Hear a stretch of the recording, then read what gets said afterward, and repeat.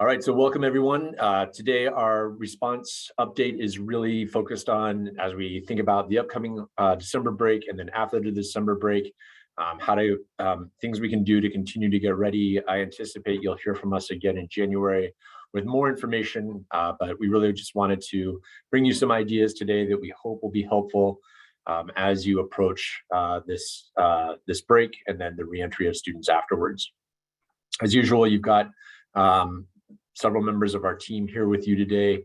We're also really pleased that Dr. Larry Madoff from DPH is here with us. He'll take the mic in a little bit and give you some further context and ideas about where we are right now. So here's our agenda for today. Again, just thinking about getting ready for the December break. Always just wanting to focus on those vaccine clinics. Dr. Madoff will talk about contact tracing. Always a reminder about Shaw Family Foundation resources, and then a focus on next steps. So, really beginning today with just a focus of what do we see in the headlines. And I know that one headline that just recently grabbed my attention from the Globe, actually the Globe kind of reposting something that was in the Post, Washington Post, was, a story that, it's attention getting, this headline of, a parent who knew their child had COVID, right? So we're not emphasizing that part, right? To me, that didn't catch my eye. That's the sort of salacious part of the headline. But this idea that 75 classmates had to quarantine in California after one kid came to school who was COVID positive caught my attention because it just really speaks volumes to the work that we've been doing here in Massachusetts to say that these are not scenarios where students end up needing to be quarantined. If they are exposed in school and we have test and stay and parents have consented, we're keeping those students in school. And it was really nice, actually, last week just to see the CDC's endorsement for a test to stay policy. It's something we've been doing here in Massachusetts all school year, obviously. It's happened in other places in the country, but not at the state level. So we anticipate that obviously more states are interested in this and might proceed.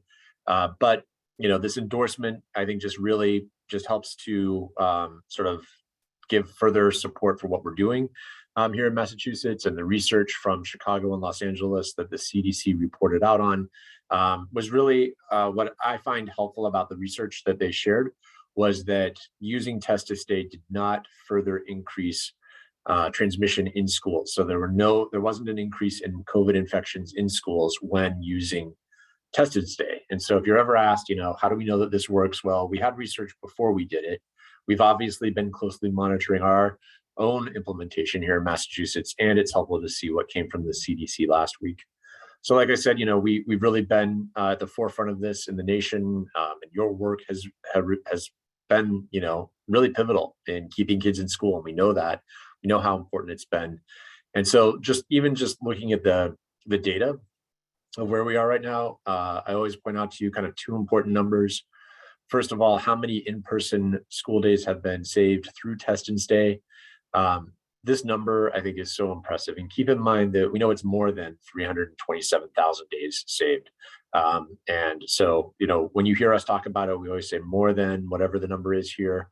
And, I think to me, this represents kind of hope for a generation, that these days matter. And, this generation of kids coming through our system right now, these students coming through our system, I think this number represents hope for their future, that they are getting that much more time with their teachers safely in school is so vitally important. And it's been your work that's brought us there. So just huge gratitude to see this number here, to know what it means for our children. And then obviously the other thing that we look at is the pool positivity rate. And so the program total for the year is 1.5, 2.69% for last week, up through the 12th of December is our last reported week. We'll have a new report coming out this week. And my colleague Sean Burpo at Health and Human Services always reminds me, I always appreciate it, that this is the pooled testing positivity rate. It is not the individual positivity rate. So remember, there are around 6 to 7 individuals in each pool. So you have to take this number and divide it out to figure out what the individual positivity rate. And we know then that it's much, much lower, right? Once you divide by 7, I won't make you watch me do clumsy math here, but we know that when you divide this number by 7, we're getting a very, very, very small positivity rate in our schools. We're at over 5% individual positivity rate for the state at this time. And again, so this just tells us that what we're doing in schools is working. The positivity rate, though increased, remains very, very low, remains much lower than the rest of the state when you go out in the community, what you're likely to be exposed to versus in our schools. And I think this could be an important thing for you to look at locally in terms of, what are your local rates? How do they compare for your city or town, or, the sending districts that you derive your students from? But having the sort of a comparison of the state level is important. And so just always want to ground our conversation in where we are right now. So a couple of things just logistically as we further launch into this webinar, as I kind of transition then to holiday planning and program updates. We anticipate that you will have questions during this presentation. You'll notice that we're in a new format today. This is a webinar format for the meeting instead of the meeting format for the meeting. And so pleased to have kind of a higher level of Zoom technology to use for today. So the questions that you can post to us are in the Q&A. So if you want to share a question with our team here, please go to the Q&A, post the question. All of the panelists are able to see the question. We'll be able to answer that during the Q&A session. And as always, I'll sort of pause periodically for Lauren and Sean to kind of chime in on any of these issues and in things that they might already see coming in through the Q&A. So, Sean, Dr. Madoff, Lauren, myself, we can see what's in the Q&A. Then Lauren's able to post the presentation and any other documents in the chat. So look to the chat as you see that number going up. That's predominantly things that Lauren's posting there for you to be able to access during the presentation. So just want to do that quick orientation to what's different about today. So use the Q&A, pose those questions. We want to make sure that we're supporting you during this time of a concern about a surge. And so that's really where I want to start from. This isn't a new slide. I talked about this during our last meeting, but maybe just as a quick review, that we are really employing here at DESE multiple supports to respond to a potential upcoming surge. And so just a reminder that, we hope that you're looking at your cases and seeing what's happening in your school or district. And if you see an increase in cases and you're concerned about what to do about it, we strongly recommend that you reach out to our rapid response team, and particularly Anne-Marie Stronach. And I think a lot of you are used to doing that. I know Anne-Marie really makes herself available day and night, and we so appreciate that. At the same time, I also want to just remind you that we're looking at data too. And so CIC provides us with a daily update. It shows us where there are schools with increasing numbers of cases.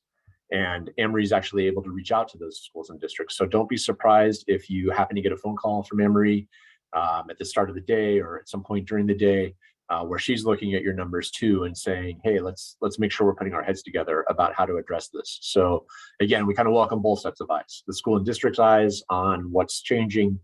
Is there an increase in cases? And then just know that we're doing the same thing too.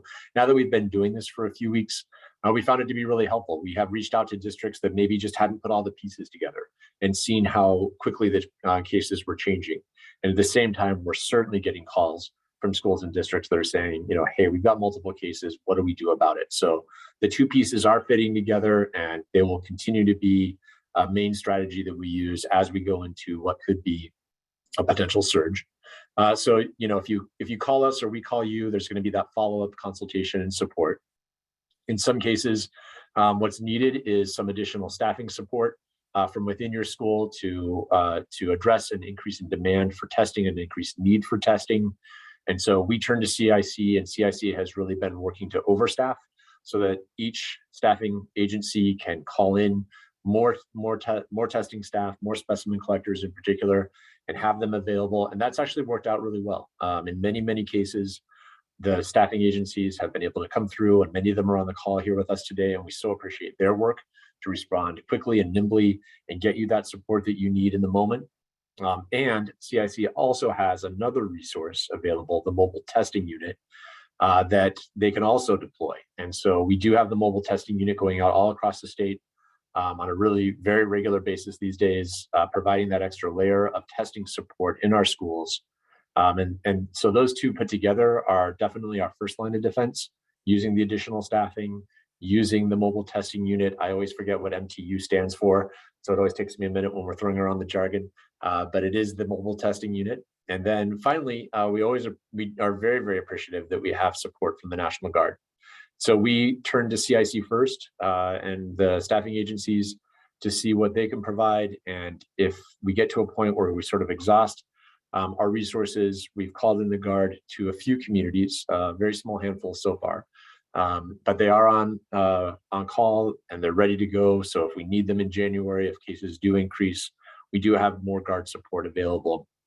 And we'll continue to just use these resources and hopefully get you the help that you need. And so I just want you to know that you're not alone, and that we've really tried to think ahead about how we can provide you with these supports. And if you have any questions, don't hesitate to put them in the Q&A about how this will all work. I think that kind of level of preparation just leads to a higher degree of confidence as we kind of face some unknowns ahead with what's coming in January. And so as a kind of transition to that, as we think about coming back from the holiday break, coming into January, one of our really key pieces of advice for you right now is just make sure that you've got enough Binax Now on hand within the district to do any type of testing that you are conducting right now. And really important to use this link to access testing supplies. That's vitally important. And so just if you haven't done so already, just making sure you've got enough on hand to support that, the needs that you might have in the new year. Another really important thing that we just updated in our FAQ, because you're going to have some students, you likely have some students this week who've just started the 7-day period of test and stay. And this came up over Thanksgiving of, well, what happens, right? They're going to be out, test and stay lasts for 7 days.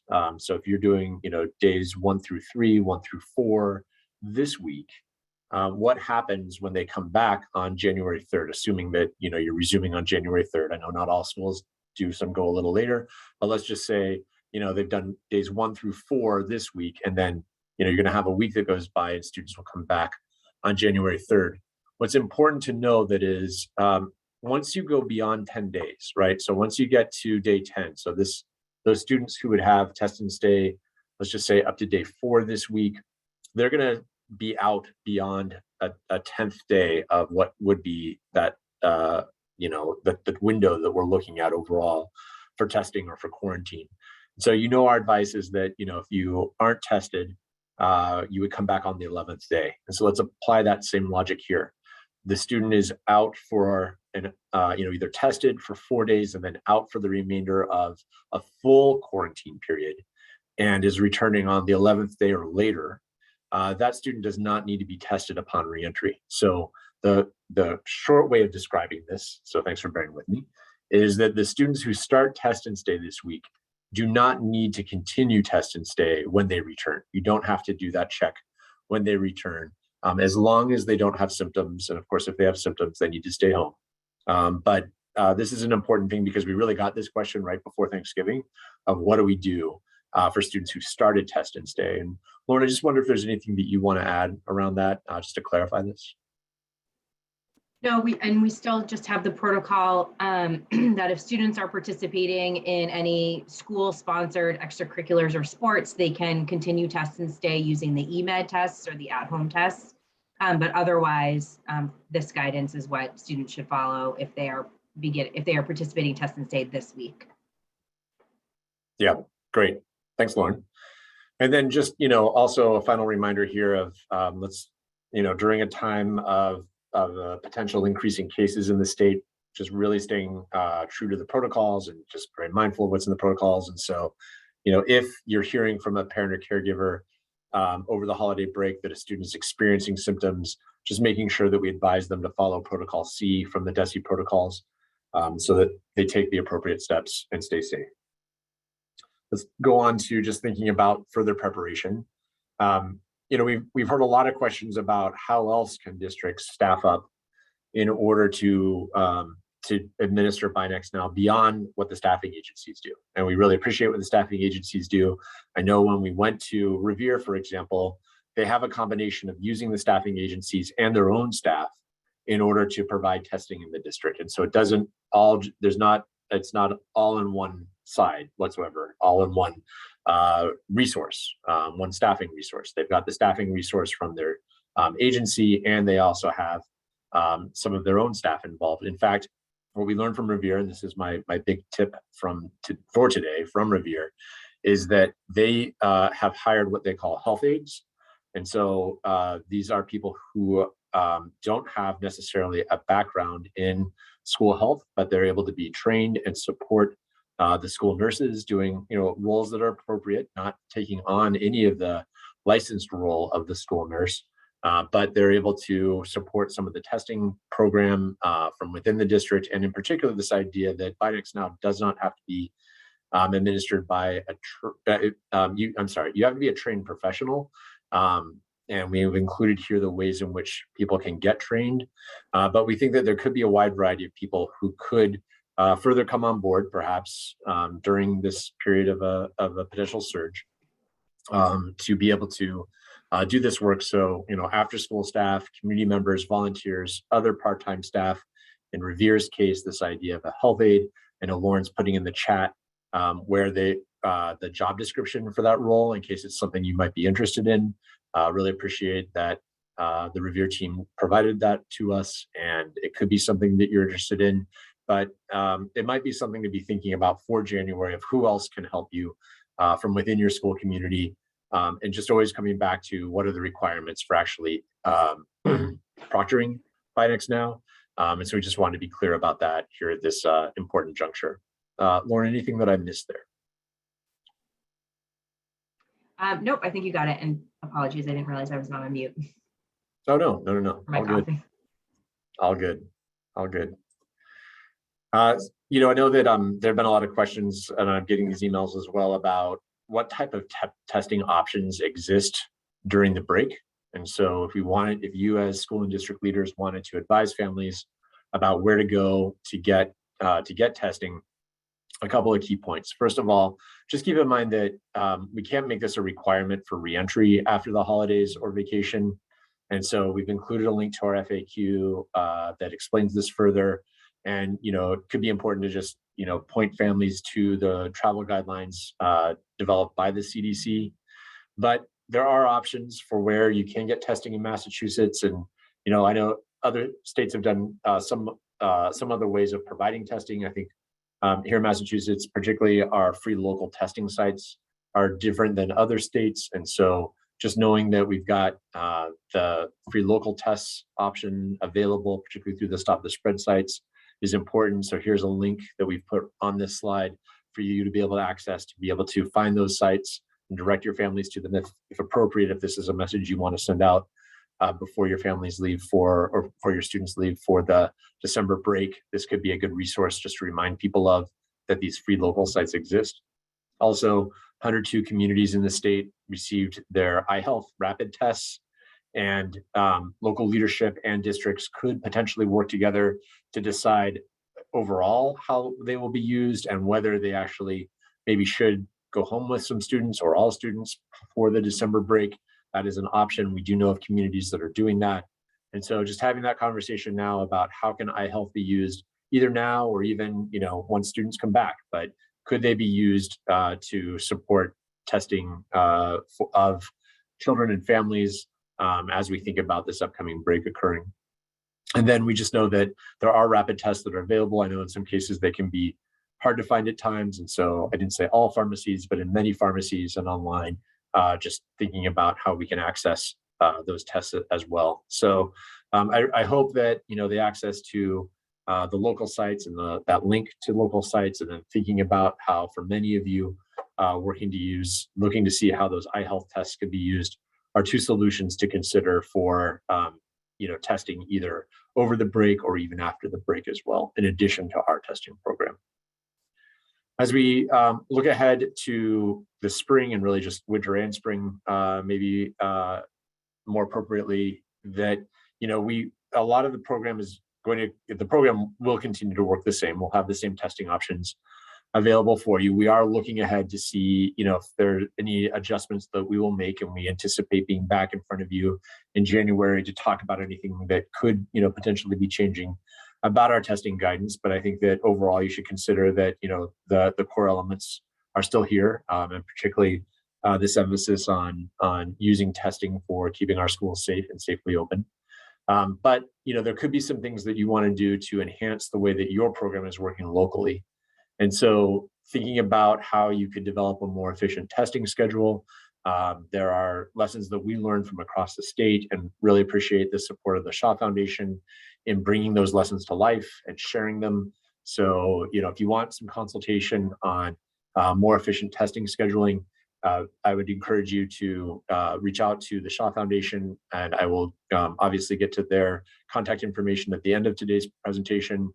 And then, just also thinking about where are your pain points. And so is this a time of year where maybe you have, hopefully a minute or two just to step back and think about what are those, are there pain points in your testing program?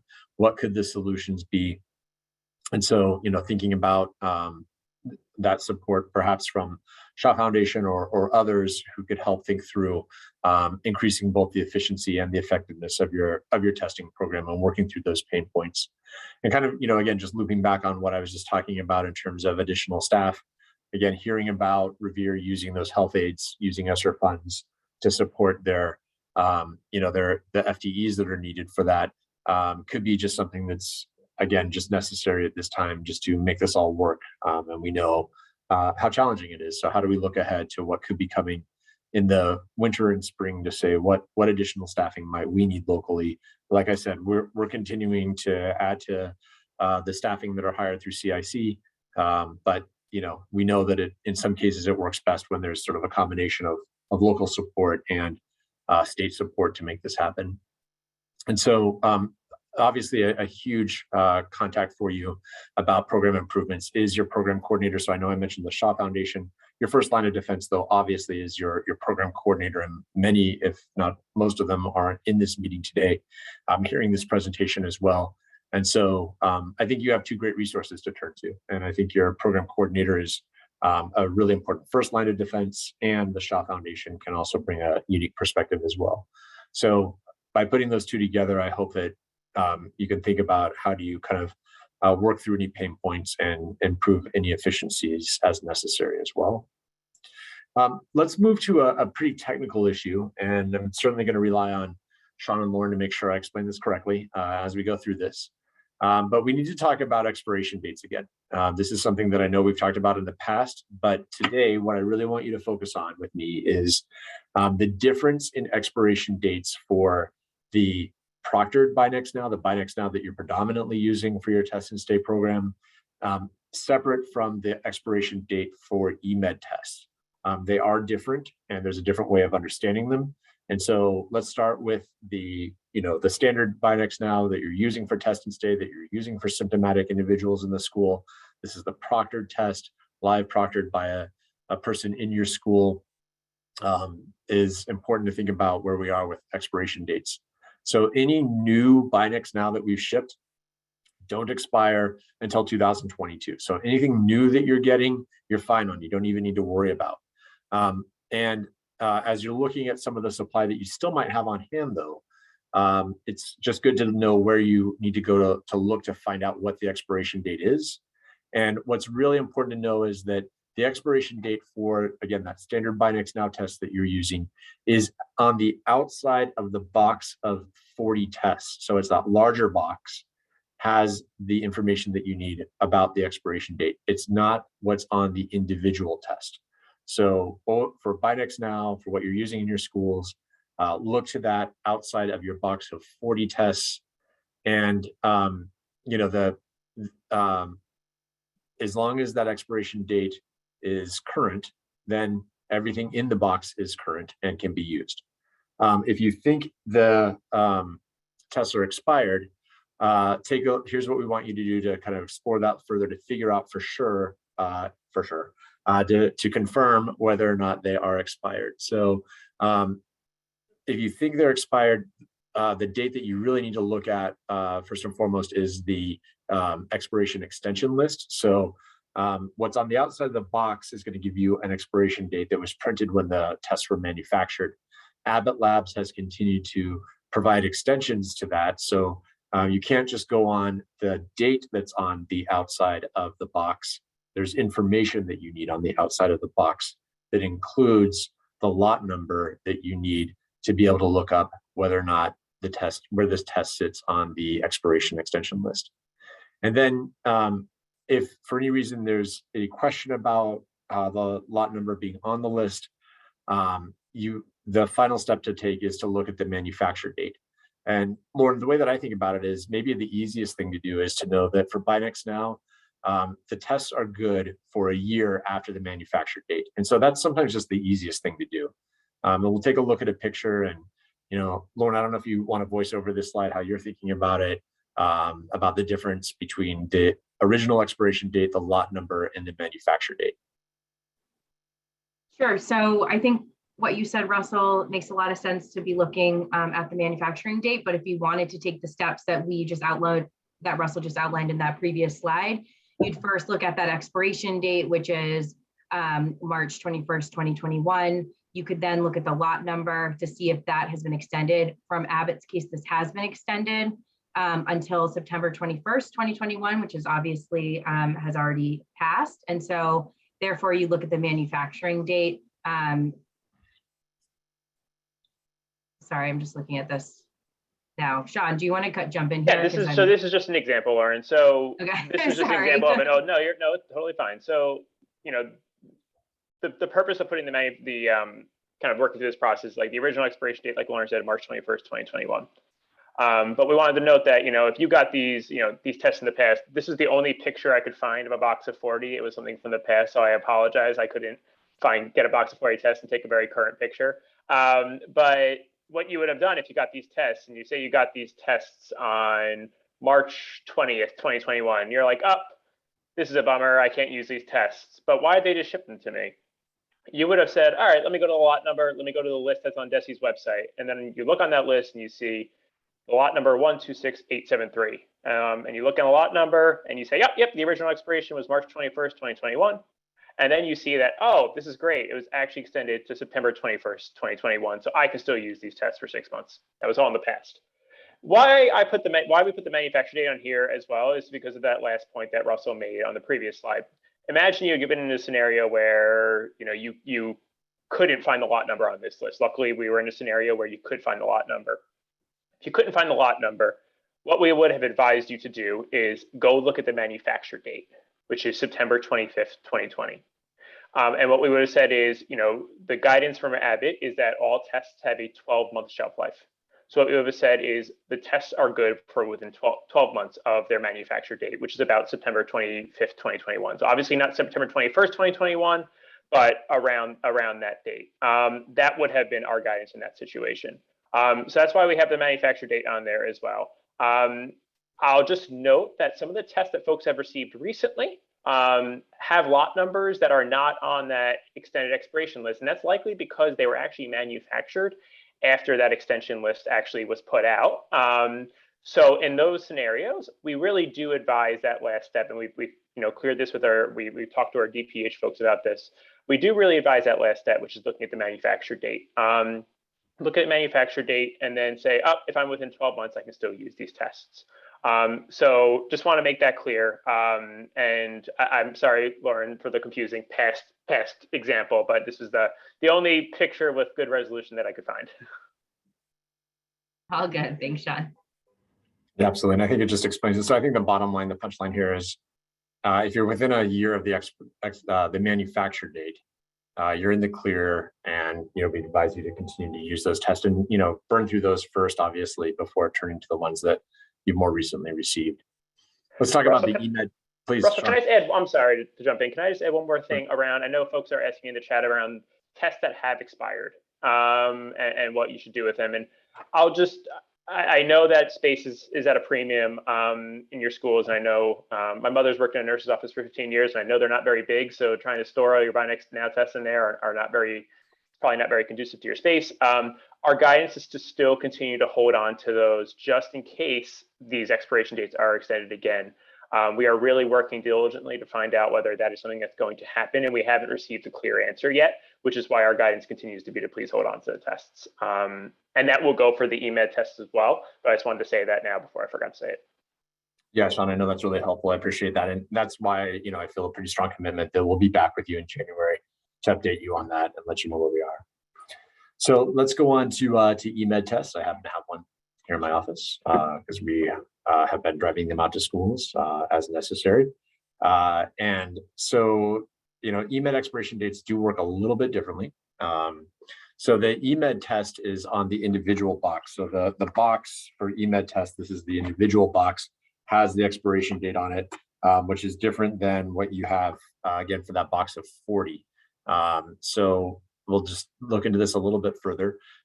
Similar type of idea, though, that there is an expiration extension list provided by Abbott. And so take a look at that. And then here's the tricky part. This is what's different about EMED versus the Binax that you're using in our schools, is that all the tests are extended minimally to 3 months beyond the expiration date on the box. So instead of a year from manufacturing, the rule of thumb here is 3 months beyond the expiration date that's actually listed on the box. So Lauren, do you want to just voice over this diagram about how we look at that as well?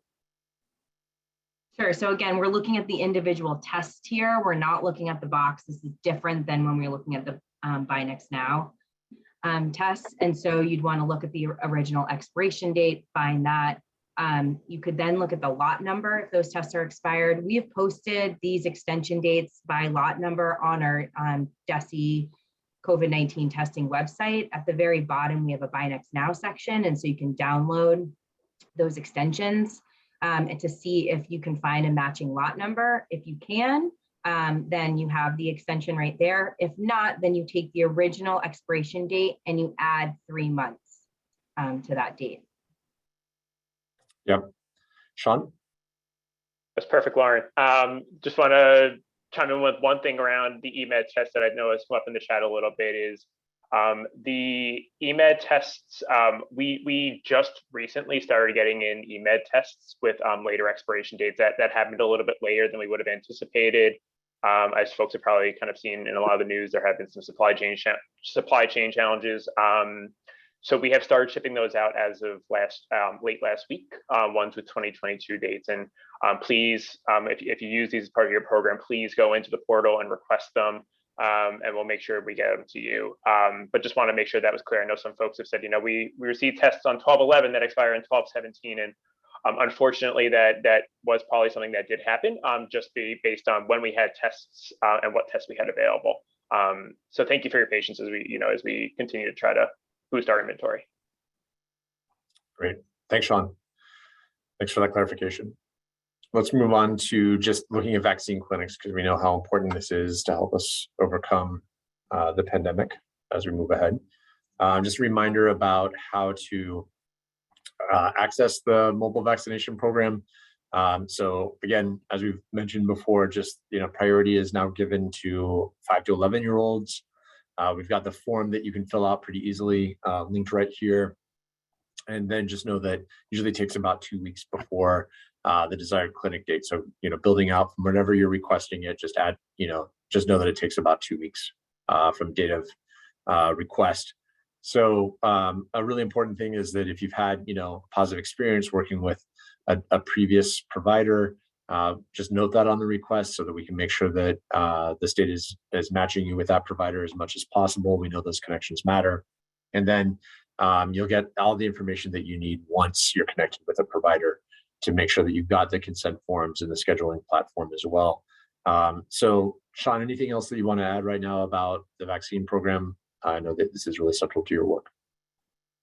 Nope, that was perfect, Russell. Just please continue to request clinics, and I think continuing to request them as far in advance as possible is always very helpful for the team on our side that's working on it, so they can try to accommodate your request as much as possible. And when you're requesting it, more details is better. Again, that's another thing that really helps. And Sean, I know we heard this in Revere and other places too, that making it as convenient as possible for families is really paying off. And so that clinic that starts right as soon as school ends, right at the doorstep of the school is, getting a lot of traction. We're seeing, more families access them than if it's another time of day, for example. So just thinking about, what have you seen in terms of the patterns in your own communities? When do they get the most kind of uptake and interest, and trying to schedule them then. Why don't we go on to contact tracing? And I'm just so pleased to have our close colleague, Dr. Larry Madoff, who's the medical director for the Infectious Disease and Laboratory Sciences Bureau at the Massachusetts Department of Public Health, with us today to talk more about some reminders and tips for contact tracing, because we know that any increase in cases leads to additional contact tracing. And so we just felt like this was a really timely subject to talk about with you today. So Dr. Madoff, thanks so much for being here, and I will certainly advance the slides as you go along. Thanks, and you're welcome to put me on camera if you let's see. Well, while that's happening, thank you for inviting me here today, Russell and company. It's really a pleasure. And I really just wanted to start out by acknowledging, that you all should be. I know it's hard. We're in the midst of a tough fray right now, but to acknowledge your successes and just realize that that kids have been in school for a semester now, in the face of a really kind of crushing wave of COVID. And trying to start my video here, it's not working. There we go. Okay. There we go. Hi everybody. Thanks. Despite what we're seeing right now, which is a pretty serious wave of COVID that's been going on really since fall into winter, schools have remained open, and the overwhelming majority of students have been able to attend in-person classes, and the incidences of clusters in schools have remained low, and all of the things that you do every day that I know how difficult they are, and I know how much work and effort and passion and hours go into that, that it's working. And that I just want to, we at DPH, my colleagues at DPH are in awe of what's been happening with our education partners, and I just want to acknowledge that. So as I said, we are seeing, we are in the midst of a surge of COVID here in Massachusetts. We're reporting, on the order of 5,000 cases every day. We're seeing our positive test rates among the highest that we've seen them, in recent history, closing in on 6% of tests being positive. Our hospitalization numbers are growing, and hospitals are stretched. If you can imagine how you feel in the schools, this is how hospitals are feeling right now too. They're feeling very pressured and stressed, and there are more patients in the hospital now than ever, essentially. And that's not mostly COVID cases, but there are COVID cases definitely contributing to that.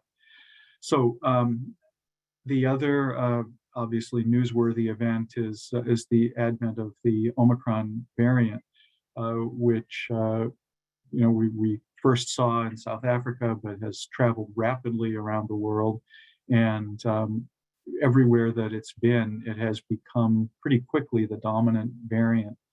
And that has certainly happened here in the US, as the CDC announced yesterday. It is now the dominant variant. We have data here in Massachusetts that parallel that. Our partners at the Broad Institute have been doing rapid genetic testing of isolates, and even as of the middle of last week, close to half of our isolates in Massachusetts were already Omicron. And given what we know about its doubling time, every couple of days, we're likely seeing that being the overwhelming number of cases that we're seeing today are Omicron. And so this is on top of the Delta wave that we were already experiencing. And what do we know about Omicron? We know that it spreads rapidly, and that's certainly been seen here. We know that people who have recovered and people who have been vaccinated are more susceptible to Omicron than they were to prior variants. But we do see the benefit of the vaccines is still very much there. And we see that in lower rates of serious illness, lower rates of hospitalization, and fewer deaths than we would be expecting in the absence of our vaccination. And we also have good evidence that booster doses have a big impact in preventing Omicron infections as well. So anybody who is eligible for a booster should get one without question. There's no reason not to, and many reasons to get that booster to stop yourself from getting sick and to protect those around you, because even those who are vaccinated can catch COVID and can spread it to others. We also need to celebrate the success in getting our kids vaccinated. And we in Massachusetts are not only are we leading the country in overall vaccination rates, but we're leading in childhood vaccination rates. And I've had a peek at this week's data, and we've approached 50% of kids in the 5 to 11 age group have already gotten at least a dose of vaccine. It is in the older kids, in the 16, 17-year-olds, it is, I'm sorry, in the 11 to 15-year-olds, it's also higher. And in the overall kids are approaching 80% vaccination rate. So we're doing really well, but it is the most important single measure that we can do to keep ourselves, our kids, our communities safe. And so any chance to get kids vaccinated, please take advantage of it, as Russell just discussed with you. And maybe school vacation week would be an opportunity for kids to get out there who haven't gotten their first dose yet to get vaccinated. There is availability, it's out there, and please get it. I did want to talk, and what I was really asked to talk about was contact tracing. And we are continuing to prioritize schools for contact tracing. And part of the reason there is that this is still a relatively under-vaccinated group. And as that changes, we may be able to rethink that prioritization. But kids are still less likely to be vaccinated than their parents and other adults in the community. And so the opportunity, obviously the close contact that happens in schools, and the many students that are together inside in a building all day is an opportunity for transmission to occur. And we have many measures in place to try to reduce that and mitigate it. Those include, all of the testing that we've talked about, the use of masks, which continues to be a requirement in schools and will for at least some time to come, and also the mitigation strategies around testing of symptomatic kids, keeping kids out of school who are sick or who have symptoms, keeping kids vaccinated for flu, which is with us also, and we need to stay abreast of. And flu can, of course, spread by itself, spread to our adult communities, and look a lot like COVID. And so it's really important to keep our flu vaccine rates up high. And fortunately, the measures that we've used to contain COVID, masking and distancing and hand washing and ventilation and staying home when sick, also reduce flu. And while we're starting to see flu this year, last year there was almost none because of the mitigation measures that were in place. And hopefully, fingers crossed, this year will also stay low. But contact tracing is also an important measure for preventing the spread of COVID in the school. And that's why we're still doing it here. And I know that the stand down of the contact tracing collaborative has meant more work for our local boards of health and for our school staff. So I want to emphasize a few things. I mean, first of all, that just the reason for doing this is to keep COVID from spreading in the schools. It's to keep kids healthy, keep staff healthy, and to keep kids in school so that this can go on. And so that's just reason for doing it. I do want to emphasize that contact tracing quarantine is only required for students who are not fully vaccinated. So that is a moving target, and as students increasingly get vaccinated, there's going to be less need for quarantine, less need for test and stay, and also fewer sick kids and fewer events of transmission at home and in the schools. Just noting that our requirements around our guidance around who to quarantine is different in the school environment. And that is because schools represent a somewhat controlled environment where individuals are masked, where people are monitored, and where we know what's going on.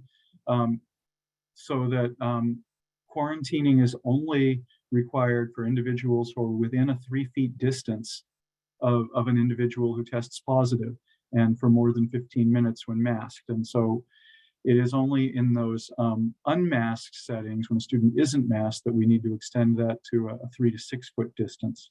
And so just to note that now, those kids are still contacts, but they do not need to be quarantined. Also, an individual can either quarantine who has one of these exposures in the school, or can go into the test and stay program. And I want to emphasize that the test and stay program is really a form of quarantine. In other words, we are closely monitoring these kids who have an exposure, and the guidance that allows them to stay in school doesn't allow them to have play dates and to go to the mall. They're still expected to quarantine when they're home, and when they're out of school or after school activities that are closely linked to the school.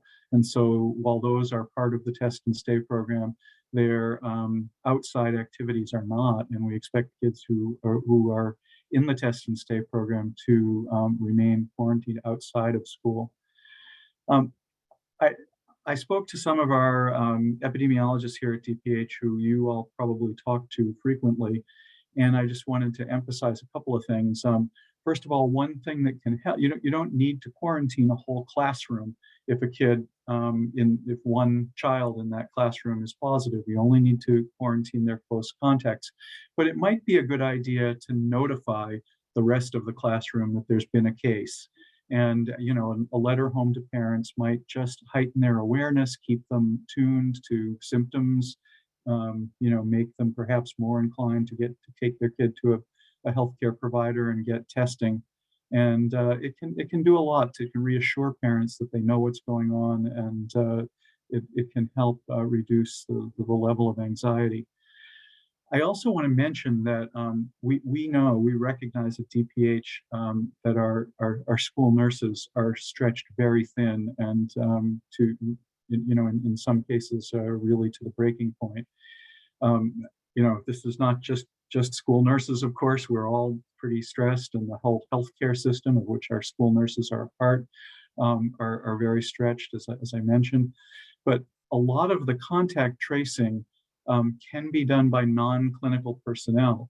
This can be looking at classroom seating charts. This can be interviewing kids. This can be talking to the teacher about which kids were around which other kids in the classroom setting for prolonged periods.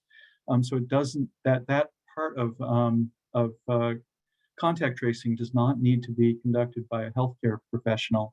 And we really want to have our nurses be able to do the things that only nurses can do, such as caring for sick kids and administering medications and the many, many responsibilities that they have.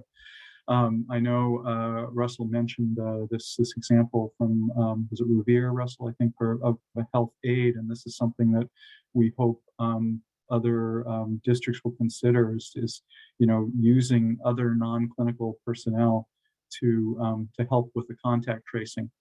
The local Board of Health has some responsibility here and needs to be in the loop, but they aren't going to have the inside knowledge that people in the school have about close contacts. And so while we expect the local Board of Health to be involved in any contact tracing that occurs outside of the school setting, the responsibility for the in-school setting rests with the school. And we know how challenging this is, and we know how difficult and how many hours are being put into this. But I just want to again emphasize that this is to try to keep us all safe and healthy and keep kids in school. Also, as we're returning from the holidays, anyone who is not feeling well should stay home. And I also want to add that someone who has had an exposure at home also needs to stay home. And there was a question in the Q&A about why couldn't those individuals be part of Test and Stay. Test and Stay is kind of based on a risk benefit here, where we know that in the school setting where masks are worn and people are observed, we have a lower risk of transmission than in other settings. In the household setting, transmission occurs much more frequently than it does in the school setting. And so, unfortunately, those kind of exposures still require quarantine, and this is something that is and should be monitored by the local Board of Health. That I think is mostly what I wanted to touch on here. I know there are a lot of questions around home testing. One of the things that I want to emphasize is that the over-the-counter tests, the tests that are being made available through the Commonwealth, are good tests. These are antigen tests. They can give you a result rapidly. And one of the things that I want to emphasize is that a positive test is positive. And, it's an indication that that person has COVID, and probably that person has a high level of COVID virus, enough to be detected by the test and indicate that they're likely contagious, infectious to others. And so take that very seriously. Any positive test result, please take as indication of a case, and that person needs to be isolated. So those are the major points I wanted to touch on, and I will turn it back to you all. Thanks. Thanks, Dr. Madoff. Really appreciate that. I'm going to go through the next slides just quickly so we have time for some questions. That I know we've got a lot today. So as always, we've got our resources from the Shaw Family Foundation, particularly their cheat sheets that they have available. The Open and Safe Schools website, which is developed by Shaw, is really key to getting other ideas from really across the country. And then, finally, just some next steps. Always just a reminder of where you can go to reorder and get information. And then finally, how to make sure that you get the support that you need. Always going to your program coordinator first and foremost is essential. And then, work through other channels as necessary, and we've got them included here. So Lauren, just want to turn it over to see which questions we might be able to answer. We have about 5 minutes left. Sure, Russell, thanks so much. So people are wondering about the eye health tests and where they can access them. I know we went over it quickly, but do you have any advice about where districts can access these eye health tests? So the eye health test went to 106 communities in the state, and I Googled it yesterday and found the 106 communities pretty easily. But they went to the communities, the cities and towns, not the school departments. And so there would need to be a conversation between the school department and those cities and towns that receive the eye health tests about how they might be able to be used to support schools and students and families. Great. And so I did put in the chat our FAQ about at-home tests in general, and Dr. Madoff did do a voiceover about this, but how they should be used and in the consideration of proctored versus non-proctored at-home tests. You can find more information in that FAQ.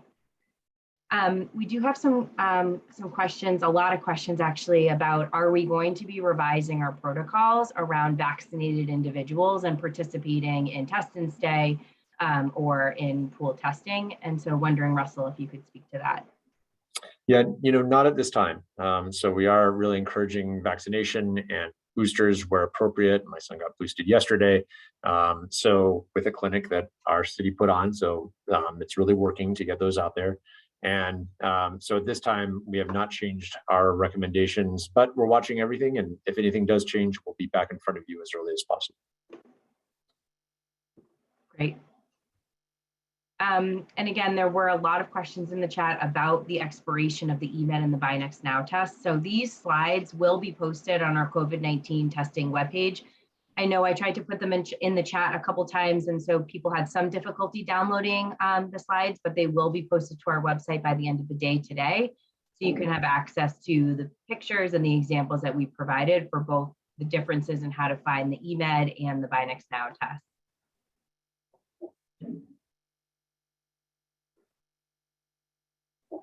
Sean or Russell, I know you were also looking at questions. I don't know if there's anything that stood out to you. I think I was able to answer the questions through the chat feature or through the Q&A feature, or I think I hit some of the heavy hitters. Sure, or Dr. Madoff, if there's anything else that you want to hit on too. You know, there's a lot of questions about, you know, the status of vaccinated people. And I think, you know, so far we and CDC are considering people who received their primary series fully vaccinated and are continuing to operationalize along those lines. You know, this, as with everything COVID, things change quickly, and stay tuned, but that's our guidance currently. Yeah, absolutely. Sean, anything from you? Nope. Thank you, everyone, for everything you do, and thank you for your patience with the expiration dates. I know it's a lot of it's challenging, but we really do. And if you have additional questions, please reach out to your PC or even the K-12 testing web inbox, and we can make sure to do our best to clarify anything for you. Great. Well, thanks so much. I know we're right at time, and just hope everyone has a great December vacation. We'll look forward to seeing you in the new year. Take good care, everyone.